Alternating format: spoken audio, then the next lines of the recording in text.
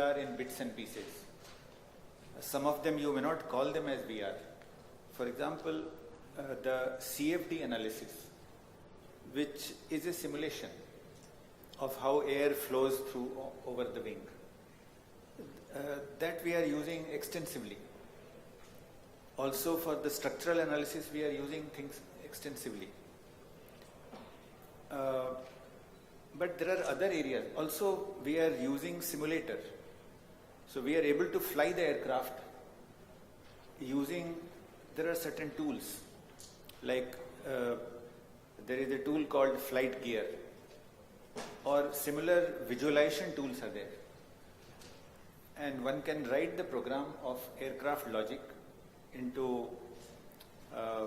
Simulink and other softwares, and you can connect this logic into a visualizer, and we can see aircraft flying.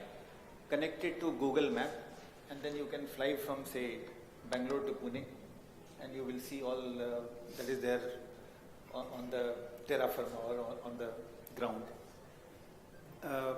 But there are definite requirements where we have to head to. The requirements are there in the area of maintenance. So we do need virtual reality and augmented reality in the area of maintenance, where you should be able to go inside the aircraft or engine, do changes, replacements. You should be able to see what are the areas which are hot. Even today, there are diagnostics. So it is possible through VR, AR to identify what are the areas of problem areas in the aircraft. And it will also guide you to reach that point. And many things are not fully AR or VR. It could be, hybrid of many things. For example, today, drones are being used to do inspection of the aircraft. So it goes around the aircraft. Through infrared, it finds out if there are any cracks or anything. It does NDT kind of a thing. It can be merged into the AR, VR. Similarly, there are things like HUMS, which is Health and Usage Monitoring System. It is like a recorder with number of bits and pieces and electronics across the aircraft, which gathers the data. And as you get down, or even while the aircraft is flying, all the problem areas are transmitted. And once you have the stack of problems, it is possible to use AR, VR as soon as the aircraft lands on the ground to do the maintenance. So in the maintenance area, in the manufacturing area, there is definite need for AR, VR. I was talking about one more area in the morning, and that is a real live problem to be solved. And I need solution from the industry, AR, VR team, within few months. We are building prototype from November of this year. The detailed design is going on. So what we need is a VR, AR product, which is a product on board aircraft. And what we need is a virtual window in the aircraft. So through that window, you get the view of outside the aircraft. So it is not a physical window.